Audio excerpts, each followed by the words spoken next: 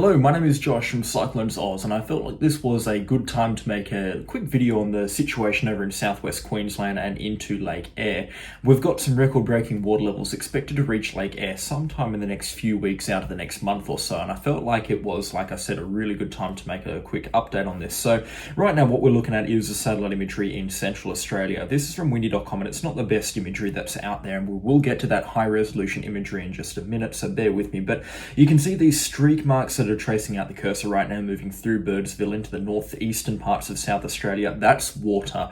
It's kind of hard to fathom that we can see the water that's moving through southwest Queensland from space, but in the wake of record-breaking rainfall, it is hardly surprising when you put it into that perspective there. So this is the Diamantina River here, flowing through Birdsville and then down into the northeastern parts of South Australia.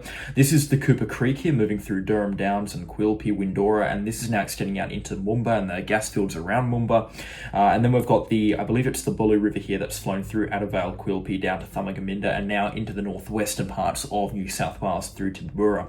Now, this is the three amigos, basically. This is the water levels that we've been tracking over the last couple of months, and this is Lake Eyre through here into the northeastern parts of South Australia. It's a huge expanse of a lake. It's, I believe, 25,000 square kilometres in size, and the catchment itself is whopping. It encompasses about 25% of Australia's land area. In other words, 1.2 million square kilometres, so it's about the size of New South Wales. It is huge, and the water that's about to hit it is also huge.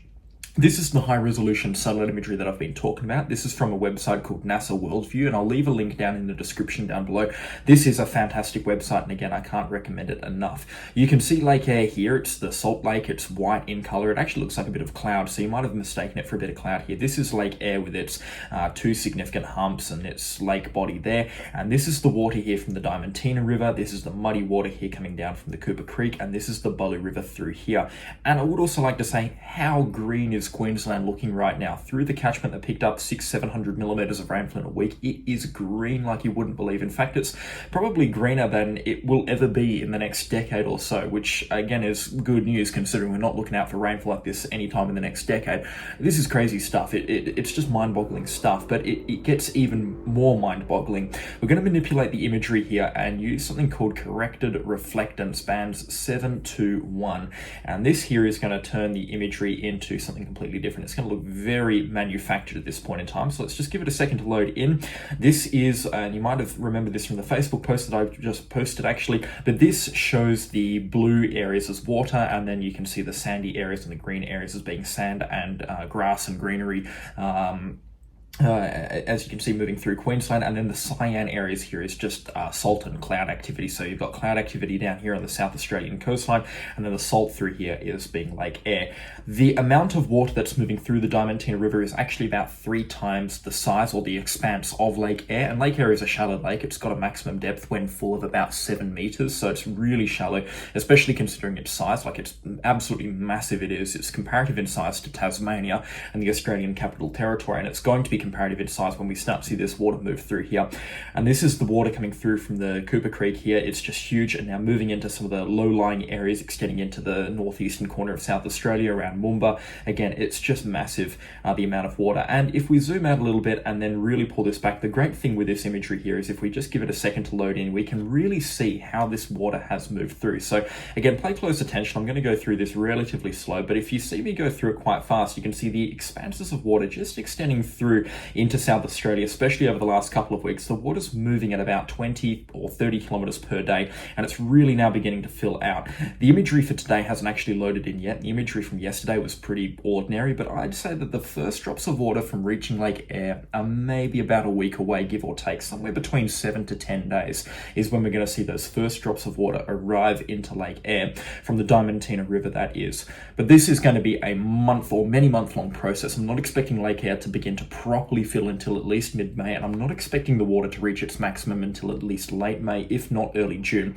And there'll be water in Lake Eyre with contributions that will come through from rains through winter. There'll be water in Lake Eyre probably throughout the remainder of this year and into the next calendar year as well. And if we get more rains in southwestern Queensland into the summer months, or as we build into the spring and the summer months of 2025, which, dare I say, is looking not like a possibility in terms of we're looking at extreme flooding being a chance, but it is still a possibility at this point in time.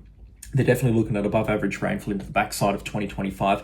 It's highly likely that Lake Eyre is going to stay full for about 12 months or so, and probably a little bit longer than that.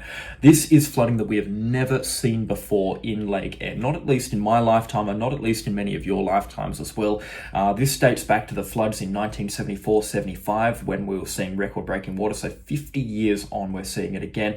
And I reckon whilst this probably won't be record-breaking for Lake Eyre in itself, considering that the rainfall from 74 and 75 happened over the course of a year, whereas this was only over the course of a week, we're still likely to see near record-breaking contributions. And it's unbelievable, the scope and the scale of this. You can actually see the scale on the bottom left-hand side of your screen here. These water levels, the creek is about 20 or 30 miles across, so approaching 50 kilometers across, and this is just water. The blue areas, it's not distorted imagery or anything, it's water. So it's absolutely mind-boggling, mind-bending how much water is moving through Queensland at this point in time. Very typical of the media. They're not going to be giving this any attention whatsoever. I imagine we'll see some imagery on the news from Lake Eyre once this really does begin to fill, but at this point in time, the media, they don't give two raps about it because it isn't a current event and it's not breaking news. And all things considered, even though the Lake Eyre catchment covers more area than most of the nations in Europe, 1.2 million square kilometers that being, there's probably less people in there than the average metropolitan area around Australia, even the average town centre around Australia. In this expanse, the Lake Eyre catchment, there's a couple of notable towns, but all in all, there's probably less than about 50,000 people that call it home. So it's a really sparsely populated area of Australia, but it has had some major ramifications. And one of those being that it's now beginning to develop its own climactic zone. I hope you're not bored of the imagery, by the way. I mean, there's not an awful lot more that I can show you apart from this. I mean, if we do turn this imagery off at this point in time, you can see again the imagery is just still mind-boggling. You can tell where the water is, but I feel like the blue really does help. But yeah, in terms of whereabouts was I? In terms of just the impacts of this and the flooding impacts, it's also beginning to create its own climate, and it's a phenomenon that's not as strange to Australia. It's called the brown ocean effect, so it's where there's a lot of water situated on the ground and we can see convective activity build off that associated water that's lying on the ground. It's why we often get intensifying tropical cyclones so close to the West Australian coastline or even around the Northern Territory, where it's not uncommon to see a tropical cyclone move over the Northern Territory and actually pick up a little bit of steam. That's not unheard of at all. But down into this part of South Australia and Queensland, the amount of water on the ground is producing that brown ocean effect. So we're getting evaporation coming off these water bodies, and that's what's building cloud activity and cumulus activity that we're seeing across parts of Queensland and South Australia at this point in time. But it's truly mind-boggling imagery that we're seeing out coming from Queensland from when this rainfall was occurring into mid to late March, and you can see just how much water there was as the clouds started clear into early March. None of it's dried off. It's just flowing down the Diamantina and the Cooper rivers, and you can see over the last couple of weeks it's really moving through now, and it's about to get towards Lake Eyre, and we're going to see a fill like we've never seen before in Lake Eyre beginning early May. I just thought everybody should be in the know of it. If you did enjoy this different type of update, then please do let me know in the comment section down below, and I'll produce one of these every week or whenever they are necessary. But that is all for me today, at least, and I'll catch you all in the next storm. Goodbye.